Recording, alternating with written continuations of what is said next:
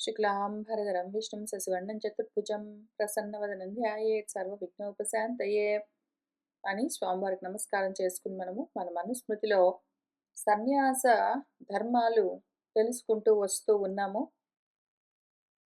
ఇంతవరకు ఆత్మ సహాయంతో మనం సాధించవలసింది ఏమి, ఎందుకు అని చూస్తూ వచ్చాము.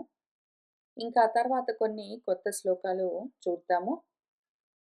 మన సన్యాసి ఎట్లా ఉండాలి అంటే, క్లుప్తకేశ నఖస్మశ్రు పాత్రి దండి కుసుంభవాన్ విచరేత్ నియతః నిత్యం సర్వభూతాని అపీడయన్.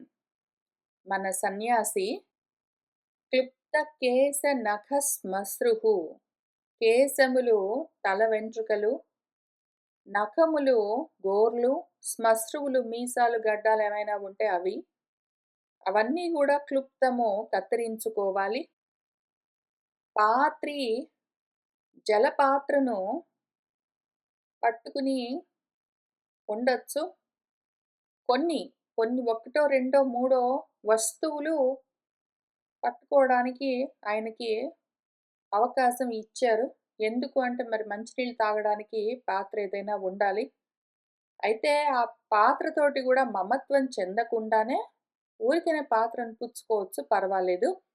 ఇది నా పాత్ర, ఇది ఎంత అందంగా ఉంది కదా, ఇది అప్పుడెప్పుడో కొనుక్కున్నాను లేకపోతే ఎవరో ఇచ్చారు అని ఇవన్నీ పెట్టుకుంటే మళ్ళీ తగులుకుంటాడు. కానీ అవసరం ఉంటుంది కాబట్టి వాడుకోవడం కోసము దేహాన్ని ఎట్లా వాడుకుంటున్నాడో అట్లానే పాత్రలు అట్లాంటివి చాలా కాదు. ఒక పాత్ర ఏదైనా మంచినీళ్ళు తాగడానికి లేదా అన్నం ఏమైనా పెడితే తినడానికి ఉంచుకోవచ్చు. భిక్షా పాత్ర. ఈ భిక్షా పాత్ర కాక కుసుంభము అంటే ఏదో జలపాత్ర, కమండలం అని పిలుస్తారు. ఏదైనా కుండ కానీ కమండలం కానీ ఏదైనా చిన్న చెంబు కానీ ఏదైనా నీళ్లు పట్టుకోవడానికి ఒక చిన్న పాత్ర జలపాత్ర ఉండొచ్చు. అన్నం పుచ్చుకోవడానికి భిక్షా పాత్ర ఒకటి ఉండొచ్చు. దండము ఏదైనా కర్ర నడుస్తూ ఉన్నప్పుడు ఏదో జారి పడకుండానో పనికొస్తుందంటే ఏదైనా ఒక దండం పట్టుకోవచ్చు.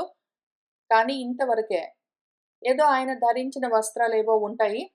అయితే ఆయన ధరించిన వస్త్రాలేవో లేదా ఏదో పట్టుకున్న భిక్షా పాత్రో, పట్టుకున్న ఏదో జలపాత్రో, పట్టుకున్న ఏదో దండమో ఇంకా వాటిపైన మమకారం అంతా పెంచుకోవడానికి వీల్లేదు.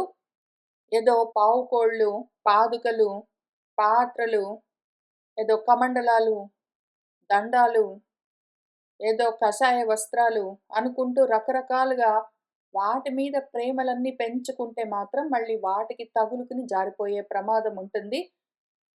అసలేమీ లేకుండా ఉండడం అత్యవసరము. కానీ ఒకవేళ అవసరమైతే ఇంతవరకు మాత్రం వాళ్ళు ఏదో వాళ్ళ దగ్గర ఉంచుకోవచ్చు. ఈ విధంగా నియతంగా ఇంకా అంతకన్నా ఎక్కువ ఏవి సామాన్లన్నీ కూడబెట్టుకోవడానికి, వాటిని మెయింటైన్ చేయడానికి, వాటి కోసం తాపత్రయాలన్నీ పడడానికి వీల్లేదు. నియతంగా ఉండాలి. ఇంత మాత్రం ఎంత అవసరమో అంత భోజనం చేయడానికి, మంచినీళ్ళు తాగడానికి, ఏదో అవసరమైతే వాడుకోవడానికి ఒక కర్ర లాంటిది ఏదైనా ధరించడానికి ఏమైనా వస్త్రాలు అంతవరకు కొంచెం ఎంత light maintenance, extremely minimum carbon foot print ఉంటే అంత మంచిది. ఆ విధంగా విచరేత్ వాళ్ళు చరిస్తూ ఉండాలి. నిత్యము వాళ్ళు సర్వభూతాన్ని అపీడయన్, ఎవ్వరిని పీడించరాదు. అహింసను మాత్రం ఎల్లవేళలా పాటిస్తూ ఉండాలి అని ఈ శ్లోకానికి కొంతవరకు అర్థము. ఇప్పుడు పాత్రి దండి కుసుంభవాన్ అన్నదానికి ఇంకా కొంచెం లోతుగా ఆలోచన చేద్దాము. పాత్రి అంటే మానసికంగా వాడు పాత్రత కలిగి ఉండాలి, యోగ్యత కలిగి ఉండాలి, సన్యాసానికి అర్హుడై ఉండాలి. సర్వకర్మ సన్యాసం చెయ్యడానికి పాత్రత యోగ్యత లేదు. పైకి మాత్రము భిక్షాపాత్రలు, కమండలాలు, ఏవో కాషాయ వస్త్రాలు, పావుకోళ్ళన్నీ పెట్టుకొని తిరుగుతానంటే పని చెయ్యదు. బయట కావాలంటే భిక్షాపాత్ర పుచ్చుకో, మానుకో, నువ్వేమైనా చేసుకో, కానీ లోపల మాత్రం నీ అంతఃకరణము పాత్రతతో ఉండాల్సిందే. లేకపోతే నువ్వు సన్యాసానికి పనికిరావు. పాత్రత ఎట్లా అంటే మళ్ళీ అంతే. సర్వకర్మ సన్యాసం చేయడానికి సిద్ధమై ఉండాలి. అది పాత్రత, యోగ్యత. ఆ తర్వాత దండము, యమ నియమాదులు ఉండి తీరవలసిందే. జ్ఞానానికి పాత్రత ఉండాలి. వైరాగ్యంతో దేహము, మనసేంద్రియాలు, ప్రాణం అన్నీ గూడా నియంత్రించబడుతూ ఉండాలి. ఈ దండం లేదు, దమనము లేదు. మనసేంద్రియాలను, దేహాన్ని వాటిని నిగ్రహించడం లేదు. మనస్సు నిండా కోరికలు అట్లానే ఉన్నాయి. ప్రాణం మీద రతి అట్లానే ఉన్నది అంటే వాడు బయటికి దండాలవన్నీ పట్టుకొని తిరిగినా గూడా ఉపయోగం లేదు. లోపల మాత్రం ఉండి తీరవలసిందే. బయట వాడు దండాలు పట్టుకోవచ్చు, మానుకోవచ్చు. 1 కాకపోతే 2 కాకపోతే 3 కాకపోతే 10 పట్టుకోవచ్చు. వాటిని ఎక్కి కూర్చోవచ్చు కానీ, లేదా ఏవీ లేకుండా ఉండొచ్చు. లోపల మాత్రం దండం లేకపోతే, ఇంద్రియ నిగ్రహం లేకపోతే మాత్రం వాడికి యోగ్యత లేదు. మూడోది కుసుంభము, జలపాత్ర అని చెప్పుకున్నాము ఇక్కడ. సారాన్ని గ్రహించేది అని దానికి జనరల్‌గా అర్థము. సారాన్ని గ్రహించడానికి వీలుగా ఉండాలి వాడి బుద్ధి. వాడి బుద్ధి ఎట్లా ఉండాలి అంటే, జ్ఞాన సారాన్ని పట్టుకోవడానికి వివేక జ్ఞానంతో కూడి ఉండాలి. ఆ వివేక జ్ఞానం లేదు వాడికి, సారాన్ని గ్రహించడు వాడు. ఇంద్రియ నిగ్రహం లేదు వాడికి. మనసులో కోరికలన్నీ ఉన్నాయి. అది స్వచ్ఛంగా సిద్ధమై లేదు. అపాత్రుడు, అయోగ్యుడైతే అటువంటి వాడి గురించి ఇక్కడ చెప్పట్లేదు. వాళ్ళందరూ ఊరికినే వేషాలు వేసుకున్న సన్యాసులయ్యుండొచ్చు. కావాలంటే నామాలుండొచ్చు. రూపాలు చూడ్డానికి అట్లా ఉండొచ్చు. లోపల ఇవన్నీ లోపమయ్యాయంటే, లోపల ఇవన్నీ లుప్తమయ్యాయంటే మాత్రం వాడు సన్యాసి కాడు. అందుకనే భగవద్గీతలో గూడా నిరగ్నిః సన్యాసి కాదు అని ఒక శ్లోకం రాసిచ్చారు. వాడు సర్వకర్మ సన్యాసము, సర్వ ఫల త్యాగము, సర్వ సంకల్ప త్యాగం చేయలేదంటే వాడు సన్యాసి గాదు. ఇవి చేసిన వాడే సన్యాసి అని చెప్తూ వచ్చారు. కాబట్టి అటువంటి పాత్రత, అటువంటి దమనము, ఇంద్రియ నిగ్రహము, అటువంటి సారాన్ని గ్రహించే సారగ్రాహి అయి ఉండాలి వాడు. ఇటువంటివి ఉన్నవాడు మన సన్యాసి. ఇంకా తర్వాత ఇప్పుడిప్పుడే కొత్తగా సన్యాసంలోకి అడుగుపెడుతున్న వాళ్ళ కోసము జాగ్రత్తలన్నీ చెప్తూ ఉన్నారు. ఏకకాలం చరేత్ భైక్ష్యం న ప్రసజ్జేత విస్తరే భైక్ష్యే ప్రసక్తః హి యతిః విషయేషు అపి సజ్జతి. మన సన్యాసి భిక్ష కోసము, భిక్షాపాత్ర ఉంది కాబట్టి ఇంక అదే పనిగా అడుక్కుంటూ తిరగడం గాదు. భిక్ష కోసం ఏకకాలం చరేత్, ఏదైనా ఒక సమయంలో శరీరాన్ని పోషించడం కోసం ఎంతవరకు అన్నం అవసరమో అంతవరకు ఎక్కడైనా భిక్ష పుచ్చుకోవచ్చు. అయితే విస్తరే న ప్రసజ్జేత, విస్తరం అంటే తర్వాత రేపటికి ఎట్లా? ఇప్పుడు కొంచెం ఒక్కసారే భిక్ష పుచ్చుకోవాలి అంటే, ఇప్పటికి కొంచెం పనికొచ్చేట్టు మళ్ళీ రాత్రికి కొంచెం మిగిల్చుకుని, అవసరమైతే మళ్ళీ రేపటికి తినడానికి, అందులో మీరు అన్నం అట్లాంటివన్నీ ఇచ్చారంటే ఇప్పుడే తినవలసొస్తుంది. మీరు పళ్ళు అట్లాంటివి ఇస్తే 2, 3 రోజులొస్తాయి. మీరు ధాన్యం అట్లాంటివి ఏవైనా ఇచ్చారనుకోండి, అప్పుడు కొన్ని రోజులు వాడుకోవచ్చు నేను. లేదా డబ్బులేమైనా ఇచ్చారనుకోండి, నేను అవసరమైనప్పుడు కొనుక్కోవచ్చు అని ఇన్ని రకాలుగా నువ్వు విస్తరించుకుంటూ పోయావంటే గాని, ఇంక వాటికే తగులుకుంటావు, అయోగ్యుడివైపోతావు. చెడిపోతుంది నీ ధర్మము. ఒక్కసారి భిక్ష కోసం వెళ్ళు అంటే ఎప్పుడు ఆకలవుతుందో అప్పుడు. ఎప్పుడు ఆకలవుతుందో అప్పుడు భిక్ష కోసం వెళ్ళు అంటే నాకెప్పుడూ ఆకలవుతూనే ఉంటుందండి. కాబట్టి నేనెప్పుడూ భిక్ష కోసం వెళ్తాను గాదు మళ్ళీ. శరీర పోషణకి ఎంత అవసరమో అంత మాత్రంగా, అతి స్వల్పంగా భోజనము అవసరమైనప్పుడు ఒకసారి ఎప్పుడైనా పుచ్చుకోవచ్చు. ఇంకంతే, దాన్ని వదిలిపెట్టు. నువ్వు నీ గురించి ఆలోచన చెయ్యి. ఇంతకి ఏంటంట నువ్వు చేయవలసింది? పాత్ర పుచ్చుకో అని చెప్పారు గాబట్టి భిక్షా పాత్ర పెట్టుకొని అడుక్కుంటూ తిరుగుతాను భిక్షమంతా. లేదా దండం అని చెప్పారు గాబట్టి దాన్ని పట్టుకొని కూర్చుంటాను ఇంక అదే పనిగా. జలపాత్ర అన్నారు గాబట్టి దాన్ని పెట్టుకొని ఏదో నీళ్లు తెచ్చుకుందామా, దాన్ని కడుగుదామా, శుద్ధి చేద్దామా అని ఇవన్నీ గాదు. ఎంత అవసరమో అంతవరకు నువ్వు భిక్ష తెచ్చుకొని భోజనం చేసి, ఆ పూటకి శరీరాన్ని నిలబెట్టుకో. ఇంకా తర్వాత దాన్నొదిలిపెట్టి ఆ విషయం పట్టించుకోకుండా నీ గురించి నువ్వు ఆలోచన చేసుకో. మళ్ళీ రేపటికెట్లా అని దాన్ని విస్తరింపజేయడం కోసం నువ్వు ఆలోచనలన్నీ చేసి తగులుకోకు, చెడిపోతావు, జారిపోతావు. అట్లానే ఎవరైనా సరే యతి ఉన్నాడనుకో, భిక్షలో ప్రసక్తుడై ఉన్నాడంటే బాగా సక్తుడై ఆసక్తి, భోజనం మళ్ళీ ఆసక్తి. నేను ఒక్కటేసారి తింటానండి కాబట్టి నాకు సరిపోయినంత ఒకటేసారి పెట్టండి. నాకు ఏదో గోంగూర పచ్చడి వద్దండి, నేను తినను. లేదా నాకింకేంటో అంటే ఇష్టమండి, ఇది నాకొద్దండి, ఇది నాకు కావాలండి అని రకరకాలుగా దాంతో ఆసక్తంతా చూపించకు. ఏదో ఒకటి పెడతారు. ఏది పెడితే అది వాళ్ళ దగ్గరున్నది వాళ్ళకి పెట్టాలనిపించింది. నువ్వు అడిగితే వాళ్ళకిష్టమైతే వాళ్ళేదో ఒకటి పెడితే పుచ్చుకో. ఇంక అక్కడికి ఊరుకో.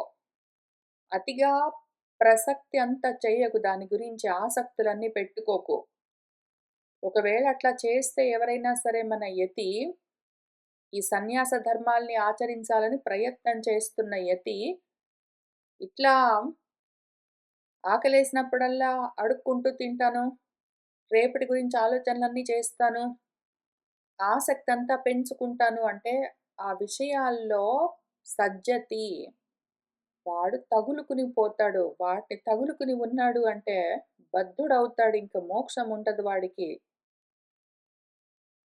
ఆ తర్వాత అలాభే న విషాది స్యాత్, లాభే చ ఏవ న హర్షయేత్, ప్రాణయాత్రిక మాత్రః స్యాత్, మాత్రా సంగాత్ వినిర్గతః. ఒకవేళ వాడు ఆకలేసింది, పలానింటికి వెళ్ళాడు. వాళ్ళనేదో అడిగాడు. వాళ్ళు లేదు పో పో అన్నారు. అన్నం దొరక్కపోతే విషాదీన స్యాత్, వాడు బాధపడరాదు. పోనీ అనుకోవాలి. ఒక్క పూట అన్నం తినకపోతే నష్టం లేదు. అన్నం ఒకవేళ ఆ పూటకి వాడికి లభించకపోతే, లేదా పలాని ఎక్కడో ప్రాంతానికి వెళ్తూ ఉన్నాడు. అక్కడెక్కడ ఇళ్ళు కనపడలేదు. లేదా ఎక్కడో వెళ్తూ ఉన్నాడు. అక్కడెక్కడ చెట్లు గూడా లేవు, పళ్ళు కూడా లేవు, ఆకులు గూడా లేవు, ఏమి దొరకట్లేదంటే, అయ్యో! నాకు భోజనమే దొరకట్లేదు. అన్నమో రామచంద్ర, అన్నం లేకపోతే దేహాన్ని నేనెట్లా నిలబెడతాను? ఈ ఉపాధి లేకపోతే నేనెట్లా నా సాధన చేసుకుంటాను అని రకరకాలుగా దుఃఖించవలసిన అవసరం లేదు. అసలు నీకు ఉపాధితో సంబంధం లేదు. ఆ విషయం తెలుసుకోవడం కోసమే గదా! ఇంత ప్రయత్నం చేస్తూ నువ్వు యతివవుతూ ఉన్నది. కాబట్టి ఒకవేళ భిక్ష దొరకకపోతే భయపడక్కర్లేదు, బాధపడక్కర్లేదు. లాభే, ఒకవేళ ఎవరైనా అడగగానే భిక్ష పెట్టారనుకో, ఓహో! చాలా హర్షించవలసిన అవసరం కూడా లేదు. నీకు ఆకలేసి కొంచెం మాత్రంగా అన్నం కోసం ఎక్కడికైనా వెళ్తే వాళ్ళు కొంచెం అన్నం పెట్టారు. ఏం పెట్టారని చూడవలసిన అవసరం లేదు. ఏదో ఒకటి పెడతారు. ఎంతో కొంత పెడతారు. నువ్వు తినగలిగినంత తిను, అక్కడికి ఊరుకో. ఒకవేళ వాళ్ళు పెట్టలేదనుకో, నీకెక్కడ దొరకలేదనుకో పట్టించుకోకు. భిక్ష దొరక్కపోతే బాధపడకు. దొరికితే సంతోషించకు. లాభాలాభే సమీకృత్వ. అట్లా ఉంటేనే వాడు స్థితప్రజ్ఞుడవుతాడు. ప్రజ్ఞ లేకపోతే వాడు ఆత్మజ్ఞానానికి అర్హుడు కాదు. వాడు ఎంతవరకు భోజనం కోసం ప్రయత్నం చేయాలి అంటే ప్రాణయాత్రిక మాత్రం స్యాత్. ప్రాణయాత్రకు, ఆ జీవయాత్రకు, శరీరాన్ని నడిపించడానికి ఎంత మాత్రం కావాలో అంత మాత్రమే భోజనం గురించి ఆలోచన చెయ్యాలి వాడు. అంత మాత్రమే వెళ్ళి భిక్ష ఆలోచన కూడా అవసరం లేదు. శరీరానికి భోజనం కావాల్సినప్పుడు ఎవరైనా అవకాశం ఉంటే ఎవరినైనా భోజనం అడగడం, వాళ్ళు పెడితే పుచ్చుకోవడం భిక్ష. ఇంకా ఆ తర్వాత ఆ విషయం గురించి మర్చిపోవడం. ఒకవేళ ఇట్లా లేకపోతే మాత్రా సంగాత్ వినిర్గతః అయి ఉండాలి. లేకపోతే వాడు జారిపోతాడు. మాత్రా సంగం ఉండరాదు. మాత్ర స్పర్శాః శీతోష్ణ సుఖ దుఃఖదాః ఆగమ అపాయినః తాం తితిక్షస్వ అని దాని పూర్తి శ్లోకము. మాత్రా సంఘాలు ఇవన్నీ తన్మాత్రలుంటాయి. రూపము, రుచి, స్పర్శ, శబ్దము, గంధము మొదలైనవి తన్మాత్రలు. వాటితో నీకు సాంగత్యం ఉన్నది అంటే తగులుకుంటావు, ఇంకా అవి బంధిస్తాయి నిన్ను. వాటితోటి వినిర్గతః స్యాత్, అందులో నుంచి బయటబడి ఉండాలి నువ్వు. మాత్రా స్పర్శాః తు కౌంతేయ, ఇవన్నీ మాత్రా స్పర్శలు, శీతోష్ణాలు, చల్లగా ఉంది, వేడిగా ఉంది, సుఖంగా ఉంది, దుఃఖంగా ఉంది, ఇవన్నీ గూడా తన్మాత్రల వల్ల కలుగుతూ ఉన్న భావ వికారాలు. ఆగమః అపాయినః, వస్తూ ఉంటాయి, పోతూ ఉంటాయి. ఒక్కసారి సంతోషం అనిపిస్తే, ఒకసారి దుఃఖం అనిపిస్తే, ఒకసారి ఇష్టం అనిపిస్తే, ఒకసారి కష్టం అనిపిస్తే, ఇవన్నీ వస్తూ పోతూ ఉండేవి, అనిత్యమైనవి. వాటిని తట్టుకో, పట్టించుకోకు. ఇది అత్యవసరము సన్యాసికి ఉండవలసిన లక్షణము. అభిపూజిత లాభాంస్తు జుగుప్సేత ఏవ సర్వశః. అభిపూజిత లాభైః చ యతిః ముక్తః అపి బధ్యతే. ఏమైనా లాభం కలిగితే, లాభం ఏముంది, వాడికొచ్చే లాభం ఒకటే, భోజనం. ఆకలేసినప్పుడు ఎవరినైనా అడగొచ్చు, లేదా చుట్టుపక్కల ఏదైనా చెట్టుంటే తీసుకోగలిగితే తీసుకోవచ్చు. అంత మాత్రానికే వాడు చాలా ఆనందించక్కర్లేదు, చాలా బాధపడక్కర్లేదు. ఆ లాభాలను చూసి జుగుప్స పట్టించుకోకుండా ఉండాలి సర్వశః. జుగుప్స అంటే గోప్తుమిచ్చ. వాటి గురించి పట్టించుకోకూడదు, కప్పేసి ఉండాలి. నీ మనసు పట్టించుకోకుండా ఉండాలి. ఒకవేళ ఎప్పుడైనా నువ్వు ఏదైనా దొరికింది అని సంతోషిస్తే బాధపడు. వాళ్ళు పెట్టిన అన్నం నీకేదైనా నచ్చిందనుకో, మనసు వెంటనే చాలా సంతోషించిందనుకో, దాన్నక్కడికి ఆపేయి. ఎందుకు అంటే నీ మనసు ఇంకా ప్రపంచంలో తిరుగుతూ ఉండి, ఒకవేళ ఎప్పుడెప్పుడైనా నువ్వు భిక్ష కోసం ఎక్కడికైనా వెళ్తే వాళ్ళు పెట్టిన భిక్ష చూసో, వాళ్ళు నీకు చూపించిన మర్యాదను చూసో చాలా సంతోషించింది అంటే ఆపేయి దాన్నక్కడికి. ఎందుకు అంటే ఇటువంటి లాభాలు, ఎవరైనా నిన్ను చూసి పలకరించారో, ఎవరైనా నిన్ను చూసి గౌరవించారో, భోజనం పెట్టారో, నువ్వు కూర్చోవడానికో, పడుకోవడానికో చోటేమైనా ఇచ్చారో, ఏదైనా వస్త్రాలిచ్చారో, ఇటువంటి వాటికే నువ్వు చాలా ఆనందపడిపోతుంది. నీ మనసు ఒకవేళ చాలా ఆనందపడిపోయింది అంటే, అటువంటి యతి ప్రయత్నం చేస్తూ ఉన్నవాడు పాపం ఈ సన్యాస ధర్మాల్ని పాటించడం కోసము, అటువంటి వాడు ముక్తుడైనా కూడా మళ్ళీ వెంటనే బద్ధుడైపోతాడు, తగులుకుంటాడు వాటికి. ఎవరైనా భోజనం పెట్టగానే పాపము ఎంత దయగల వాళ్ళు గదా! నా కోసం అన్నం పెట్టారు అన్నావంటే మాత్రం వాళ్ళతో తగులుకుంటుంది నీ మనసు పోయి. ఇదిగో వీళ్ళివాళ దోసకాయ పప్పు అన్నం పెట్టారు, నాకిష్టము అన్నావంటే పోయి తగులుకుంటుంది నీ మనసు దోసకాయ పప్పుకు. నన్నిక్కడ కూర్చోమన్నారు, ఈ చోటెంత బాగుంది గదా! అన్నావంటే చాలు, ఆ చోటుతో తగులుకుంటుంది నీ మనసు పోయి. ఆ చోటు స్పర్శ సుఖము, ఆ దోసకాయ పప్పు రుచి సుఖము, నిన్ను పలకరించారు, చక్కగా మాట్లాడారు. ఇటువంటి సుఖాలన్నింటికి ఒకవేళ నీ మనసు మాటిమాటికి పోయి తగులుకున్నది అంటే, మళ్ళీ వాటిలో నుంచి విడిపించుకోవడానికే అవుతుంది నీకు. నిన్ను నువ్వు తగులుకోవడానికి టైం ఉండదు. కాబట్టి పట్టించుకోకు ఇవన్నీ గూడా. అల్ప అన్నాభ్యవహారేణ రహః స్థాన ఆసనేన చ క్రియమాణాని విషయైః ఇంద్రియాణి నివర్తయేత్. అల్ప అన్న అభ్యవహారేణ, అన్నము అల్పంగా భుజించు. నిత్యము ఏకాంతమైన స్థానంలోనే ఉండడానికి ప్రయత్నం చెయ్యి యతివి గాబట్టి.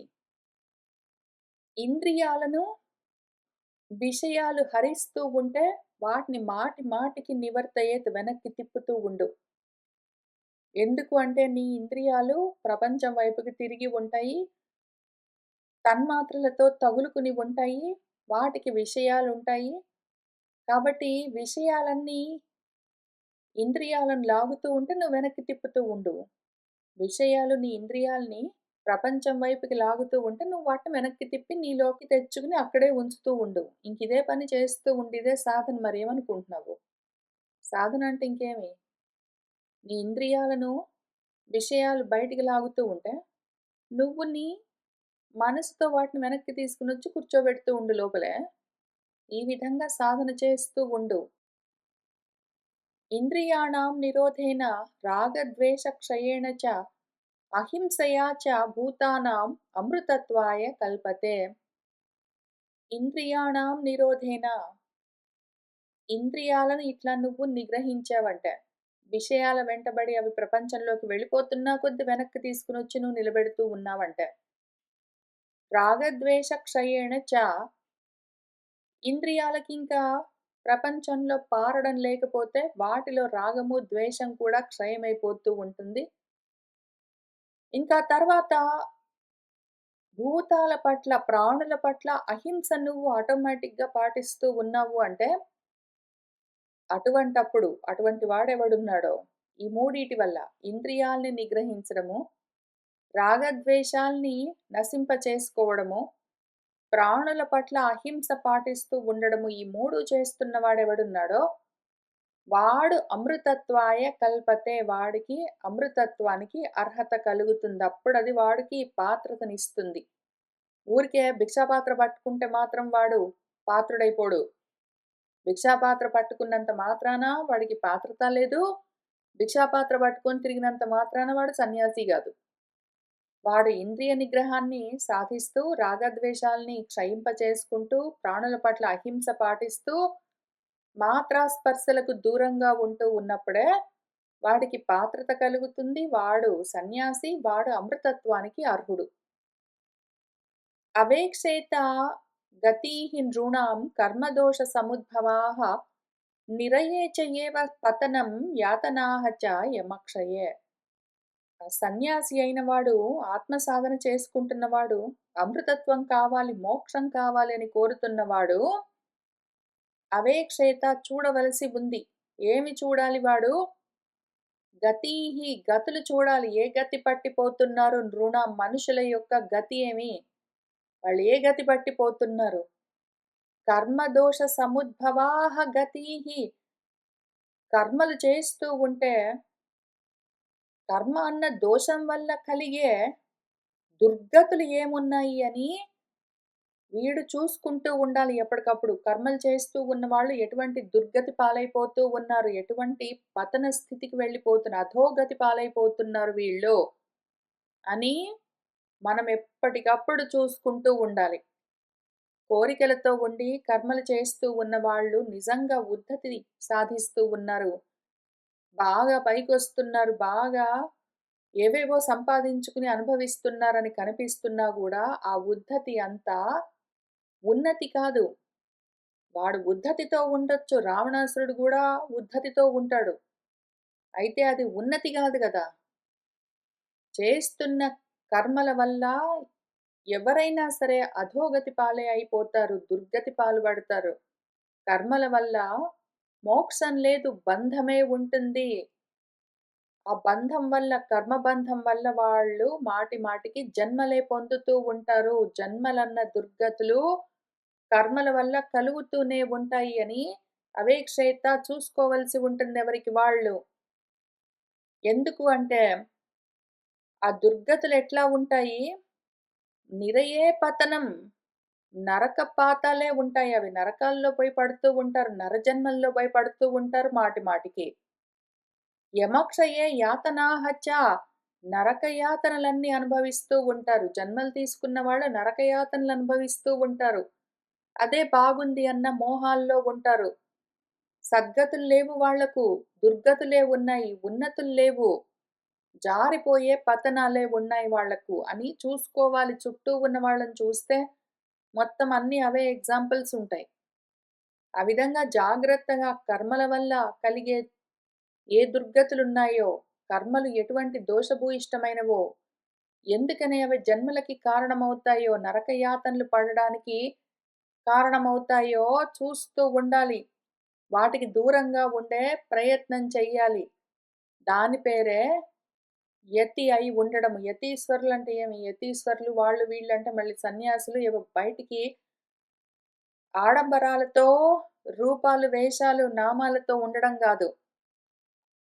లోపల వాళ్ళు మనసులో ఎప్పటికప్పుడు కర్మదోషాలని చూస్తూ, అటువంటి వాటి చేత కలిగిన దుర్గతులతో మనుషులు ఎట్లా పతనమైపోతూ ఉన్నారు, ఎటువంటి నరకయాతనలు అనుభవిస్తున్నారు అని తెలుసుకుంటూ ఉండాలి. ఈ ఎక్సర్‌సైజ్ వదిలిపెట్టడానికి వీల్లేదు. ఇది చాలా హెల్ప్ చేస్తుంది ఈ ఎక్సర్‌సైజ్. వాడు బాగున్నాడు గదా! వీడు బాగున్నాడు గదా! వాడు బాగా కష్టపడి పనులు చేసి బాగా డబ్బులు సంపాదించాడు గదా! అంటే వాడు అమృతత్వానికి అర్హుడవుతూ ఉన్నాడా?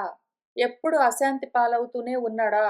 అని చూస్తేనే మనకు కళ్ళ ముందు ఎగ్జాంపుల్స్ కనిపిస్తూనే ఉంటాయి.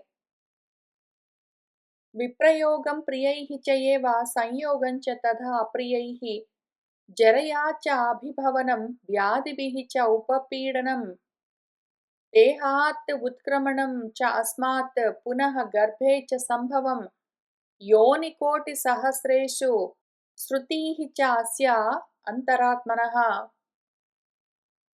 నరకయాతనలు నరకంలో పోయి పడడాలంటే ఏమి? మాటి మాటికి నరజన్మలు తీసుకుని రావడమే.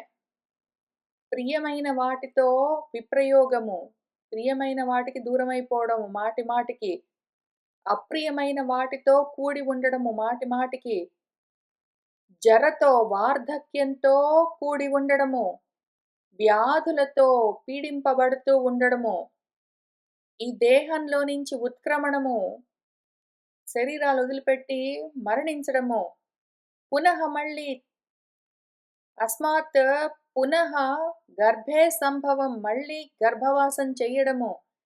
ఈ విధంగా కొన్ని కోట్ల, వేల శృతులు జన్మల్లో వాడు ఆ అంతరాత్మతో ఉన్నవాడు ఇటువంటి మనస్థితితో బద్ధుడై ఉన్నవాడు వీటన్నింటిని అదే పనిగా మాటి మాటికి అనుభవిస్తూ వస్తూనే ఉండాలి. దీని పేరే నరకయాతనలు అనుభవించడము.